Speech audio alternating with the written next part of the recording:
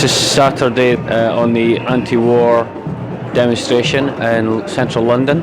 We're going to ask people why they're here. My mind is not made up on one side or the other. I think there are good reasons on both sides. I hope that by the end of today I will make up my mind. Not necessarily one way or the other, but possibly a stronger view than I have right now on one side or the other. And that's as much as I can hope for. This is Jamie Young. Can hear John Lennon in the background. The man is here.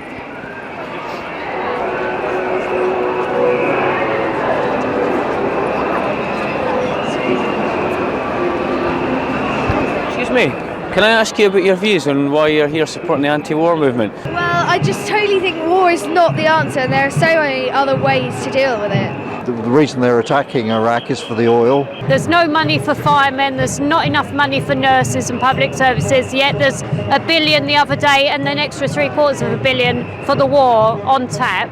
The notion that it's for democracy is, I think, is a fallacious one. So many lives just going to be wasted. So you believe we should give them more time then? Definitely, yes. Right, okay. There's far more threats around the world.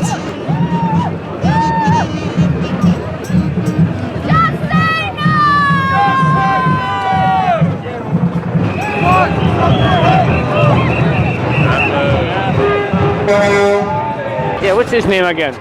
Chris Eubank. Yeah, I think it's...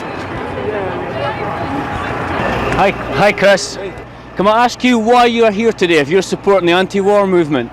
Well, I'm here for the same reason everybody else is here, and the objective is simply to stand up for the fact that we do live in a democracy. Sure.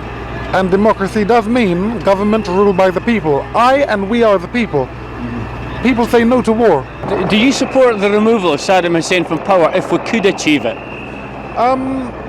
Well, by what has been said about the individual, yes.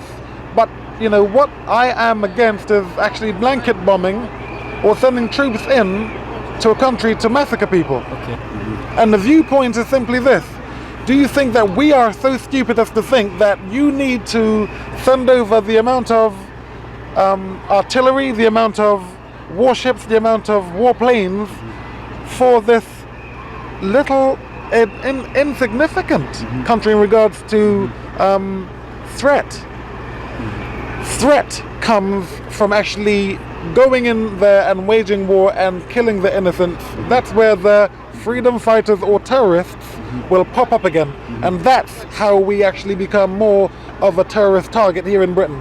Okay. So we're getting it in the back from both sides, from the government, who are being terrorists in their own right, and from the freedom fighters, who will hold me and you hostage to get across their viewpoint in regards to their foreign policy. Would you classify yourself as a pacifist? Me? Yeah. Of course. I'm gentle.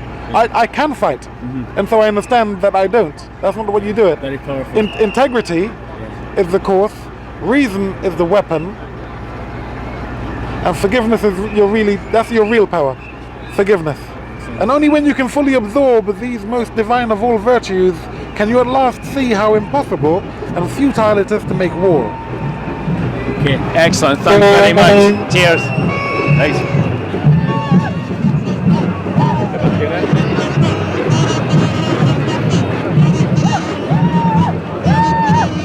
Make tea, not war. I like it. Make tea, not war. Excuse me, are you here to support the anti-war movement? Well, I'm part of an anti-sanctions group called Voices in the Wilderness. The biggest problem in Iraq at the moment is, the biggest child killer in Iraq is diarrhea, which results from a dilapidated infrastructure. The water purification, the sewage systems and the electrical sector are completely shot as a result of the 91 war, and sanctions have basically denied their rebuild. And as a result of that, there are 800,000 children under the age of 5 chronically malnourished. 500,000 children, according to UNICEF, have died. And a war is only going to further perpetuate the humanitarian crisis that we're already seeing in Iraq. Okay, so what do we do about Saddam Hussein? I mean, he's a dictator, he's an aggressor. What do we do? If we don't use sanctions, we don't use war. Well, I think the key thing here is that ultimately the only way we're going to get anywhere in terms of helping the people of Iraq is by lifting economic sanctions.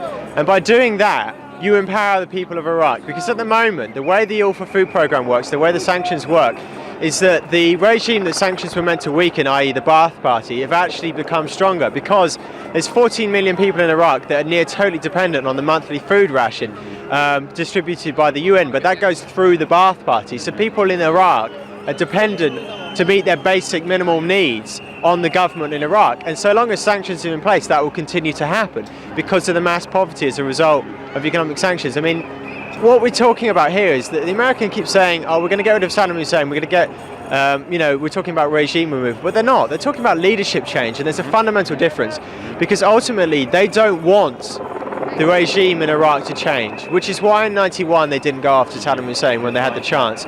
They want the ironclad military dictatorship to remain in Iraq, so Iraq, as it is at the moment, will maintain, rather than it splitting off into a Kurdish north, a Sunni middle and a Shia south, which is, ultimately their biggest fear, which is why that in 91 they withdrew when they had the opportunity not to go forth. Okay, my question to you back there is that the world is full of military dictators that play on Western goodness, people like yourself. I'm not hearing you suggest an actual practical solution of what we do to remove a despot like that. Well, okay, basically what you're saying is that we should go to war with Iraq, even though we know as a result of it 900,000 people are going to be refugees, up to 10 million people are going to be affected in a population of only 23 million people, up to 500,000 people are going to die, plus on the fact that child mortality has doubled in Iraq. So what you're going to say is let's exacerbate the current humanitarian crisis in Iraq to get rid of a military dictatorship to replace it with another one. It's great to meet somebody as passionate and knowledgeable as you are. What's your name? It's Matt Barr. Thanks Matt. Thanks a lot. Cheers. Can you just tell us about your reasons for being here today and what specifically you believe? Frankly speaking, my heritage is Iraqi. I was born in Iraq and I came to the West some 20 odd years ago as a youngster. This war is definitely wrong. Frankly, I see the US and Britain are now in favor of dismantling the UN because there is no need for the UN. And probably Iraq is the issue that is deciding the future of the UN. How do people suffer in Iraq under Saddam Hussein? What is he like as a leader? What's it like to live there currently, right now? If you ever wanted to see an Ethiopia kind of famine, which is man-made, look at Iraq and you will see the kind of suffering there. There are people in Iraq who have sold their windows. Can you imagine going through a hot climate or a cold climate without windows, doors, carpets, the electric heaters, the air conditionings? Iraq enjoys four definite seasons, so you have the full swings of winter and summer. Yeah. Would you support the removal of Saddam Hussein? The removal of Saddam Hussein has to be done from within Iraq by Iraqis because, let's face it, in 1917 the British tried to go into Iraq. They failed until they convinced the Iraqi mass populations that it was in their favor. We're going to invade you to liberate you. And there's actually an oxymoron there, isn't there? There's a contradiction in that statement. How can you liberate somebody by bombing them from the air and then invading their land? What is happening here? It is all about oil. Read my lips, as the Americans say. It is about oil. It's about domination. It's about capitalism. It's about making the rich richer, making the poor poorer. And the real issues are not, which matters to the world, education, health, liberty, are not being discussed on TV or on the media. That is the underlying message that I get from what's going on in this world. Okay, fascinating. Thanks very much. That was excellent. Pleased to meet you too. For your help. Cheers. Well, that was absolutely fascinating, because I have probably got little knowledge about what the actual effect at the hard end was. It was very enlightening. Can I ask you what your beliefs in this matter, please? Do you think we have a real or unreal threat from Islamic terrorists on the planet today? From Islamic terrorists? From which country? From anywhere? Yeah, from anywhere. Yeah. Do we have a real threat? Excite them a lot more if you go bombing the hell out of someone, won't you? So are you saying that war is never justified? To be the aggressor is never justified. To start it is never justified. It's wrong to start an attack, in my opinion. Okay. Thanks very much for your help. Do we suffer a realistic threat in Europe from weapons of mass destruction from Iraq? Do you think that's realistic, or is that blown it? Unrealistic. I mean, except for the bugs, the anthrax and stuff like that. Right. Yeah, but then anybody could do that to us. So what do you think the real objective is? Why does Britain and the United States want to go in and for war? What are they trying to achieve then? I think Britain is being patriotic with America. We've always stood alongside each other. But Bush and his gang, they're all Exxon people. There's petrol and oil in this somewhere. Got to be. Third biggest oil field in the world. Okay, thanks very much for your help, guys. Yeah, no problem. Cheers. My views are being opened up now more than they were yesterday, because I'm hearing a lot of very powerful points. I think specifically the issue with sanctions is quite powerful, that it's actually affecting people at the lower end of society and not the higher end, and therefore effectively having no influence in Saddam Hussein and his regime. I think it's probably causing mass poverty at the low end of society. I noticed the back of your sign says that Britain's becoming a fascist state, you believe. In what regard is that? We're not a democracy any longer.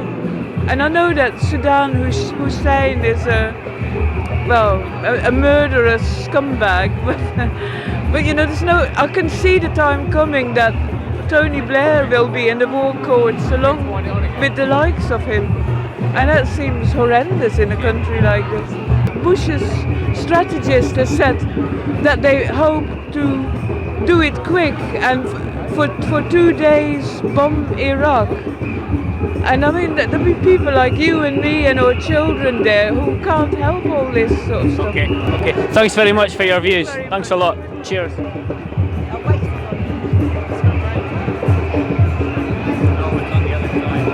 This is about Bush and the Western powers fighting an imperialist war to take control of supplies such as oil and to try and consolidate their power in the Middle East. But I think they're being very short-sighted about this. I think, you know, like this war in Iraq could trigger all kinds of responses all across the Middle East and could lead to the whole destabilisation in the whole area. So potentially very bad. Thanks very much for your views. Excellent. Cheers. My views are starting to be swayed, I would say, by some of the people that I'm speaking to here today. Very knowledgeable and passionate and raising some excellent points. What I'd really like to do is probably about 2:30 right now. I'd really like to make people who are equally as passionate from the other side to hear their views about why we need to immediately take action, because that's what's being proposed. And we need to hear their passionate views as well. Probably very unlikely to get that today. But we may very well do that. It would also be fascinating to meet an American if we could and get an American view on this. What do you think the main issues are around the issues of whether we should go to war or not?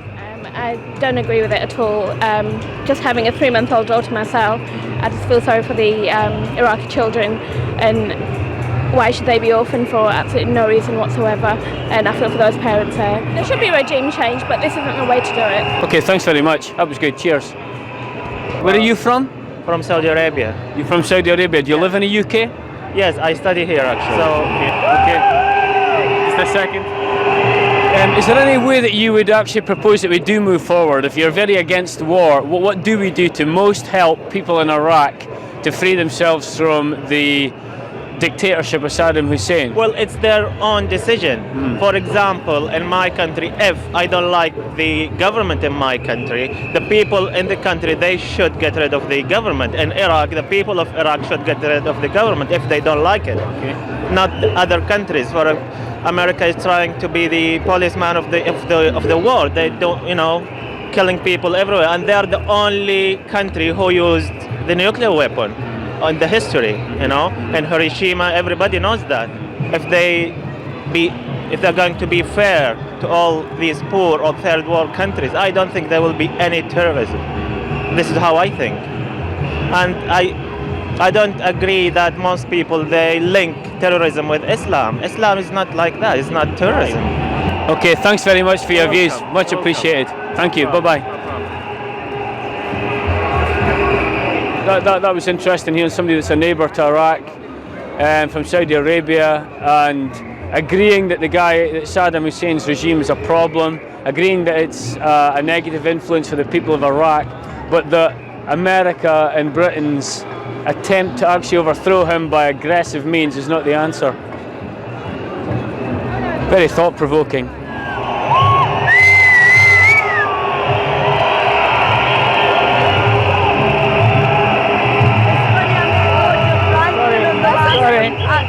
But just at the surface. Can I get through? Sorry, cheers. Can we just ask you why you're waving an American flag here today? Because it's not Americans people, and it's not, it's not the flag, it's the government only. Plus, I'm Iraqi, and we did this banner together, Iraqis and Americans, to tell the world that the people are refusing this war, and it's not like the people of the world that are refusing what the rulers of the world are doing. They're trying to destroy it, and we're saying no to it. So. Did you say you were Iraqi? Yes. You live here in this country? Yes. I've been here for 2 years. Okay. Yeah. Okay. How are the people suffering under Saddam Hussein just now? I just came 2 years, but the situation is getting worse and worse every day. So I can't get a clear picture from them inside because I can't talk on the phone. It's always monitored. Also the letter, so we don't really know what's exactly happening inside. Would you support the removal of Saddam Hussein if that were possible? That's as written there. We don't want Saddam and we don't want war because Saddam is not removed by war. Yeah. This war is about oil and it's about destroying Iraq. It's not about removing Saddam and saving Iraqis. Okay. Well, why is the United States determined to go to war? What's the reasons for it? Well, I think the real reason why the U.S. why Bush is determined to go to war is because Iraq both has a strategic place in the Middle East for the U.S. to have its military bases, and it also has oil. Okay. Where are you from in the United States? I'm originally from Lincoln, Nebraska. Okay, thanks very much. If you want to meet more, there's quite a few in this area. Okay. Do you know any Americans that do support the war? No, not here. Really? I'd really like to meet somebody did and get their view on it as well. Yeah, okay, I'll ask them. Excuse me, can I ask you about your views on why you're here supporting the anti-war movement? Is a vile creature, we know this, but we behave as bullies ourselves in this respect. There are innocent women and children, and this is why we're all here today. These innocent women and children, men and women and children, need to be protected from our own folly of following the line of the bully. There has to be negotiation. It's the only sane way to go forward in our society. This dividing, which is what is happening, is not Sudan, it's our own weakness. Yeah. Our freedom comes from the space between you and me and my enemy or my friend. We must make this space between us work, and we cannot be dictated to. This is a democracy, and what we are doing, being aligned with Bush, is treating a bully with a bully. I don't see a way forward. This is an impasse now. We have not to treat a bully with a bully tactic. I think that's a very good point. That's an excellent point. What about the war in Afghanistan at the time? The war in Afghanistan has been exactly the same as the war that has been in Iran. We have left the people we have promised to help in dire need. They need our help, they need our support, and our money and our thought and our efforts should be going towards the people of Iran who need our support and were left, the people of Afghanistan who are now in a wretched state, and what about the starving in Africa, and what about the Koreans? What do we say to them? What about the nuclear possibility there? Where are we really looking? We're listening to one man's madness. We're a whole planet, and many of us have come together, many nations. Look at your news tonight. Nations from all over the world are coming together and saying, this is not the way. And Sudan is only a small part in this huge world conflict. He is tearing us apart, and we mustn't let this bully pull us apart. We must come together, and that's what today is about. It's a very different perspective to anything we've heard today so far, and really, really good. It represents real wisdom in my view. Thank you. Beautiful. So make sure going to walk down this way. Can we hear anything to the drums? I will do. Hi, excuse me, can you tell us about your views? Can you tell us? I just don't want anyone to die, that's all. I think there should be peace everywhere. Are people not dying? Are people not dying in Iraq right now anyway under a dictatorship? Yeah, exactly. But so what do we do about that? No one should die at all. But what do we do about that? Realistically, we live in a real world. Smoke a spliff, chill the fuck out, and stop killing each other. Excellent.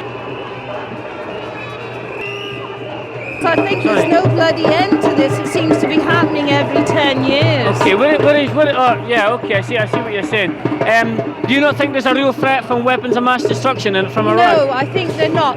He only has the weapons that we sold him in the first place. Okay, thanks very much.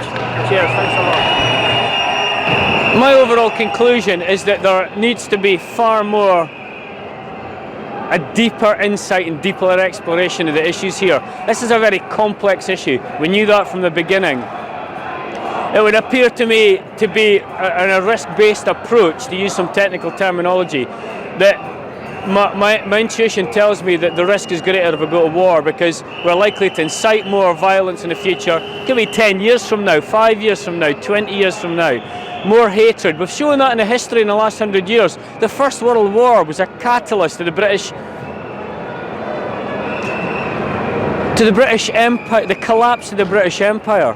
The First World War, although we won it, was a catalyst to the Second World War, where 26 million people died. That was only in Russia and in Germany.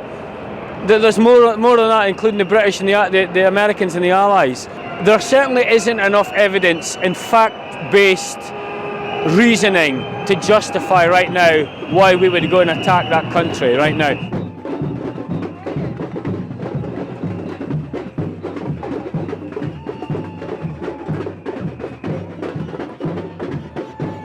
I've been a working photographer for 20 years, and I've covered many demonstrations in London, and this is by far the biggest demonstration that there has ever been. Yeah. What's your feelings about this anti-war movement now you've been here all day? Oh, this is the first time I've ever protested in my life. First time I've ever gone on a march. Why do you feel so passionately about it? I just think it's so wrong. It's so wrong. I think we still have time to negotiate. Plenty of time. It's not necessary to do this terrible thing. The greater threat comes from the injustices around the world that we don't identify and deal with. And until you deal with the injustices, you're always going to have a threat from people who perceive that they've got nothing to lose and commit evil acts with that idea in mind. Saddam Hussein is one of many stupid people on the planet, but it's not Tony Blair's job to sort him out. Just a couple of leaders that should not forget that they've been put there by the people. They ignoring the views of the people. They have no power. We have the power. We're giving them the power, and they're ignoring us. I think a different type of war has got to be fought in Iraq to remove them, and that's a war by the Iraqi people to give themselves a much better government that clearly they deserve and need. You must never kill children. Never kill women and old people. No, it's not the way to go about it at all. Just not the way to do it. I mean, I voted for Blair, but I just dismayed by him. Would you vote for him again? Not now, not right now. Not unless he changes. I think today might change his mind. All these ordinary people, these wonderful ordinary people, I think they're magnificent. And I think to come out in such numbers from all over the country is just wonderful. I'm just amazed. I'm horrified as well. I went on the first march to Aldermaston in '58. I shouldn't be doing this again. We shouldn't have to do it again. You think we should have learned the lessons of the past by now? Surely we should have. Surely we should.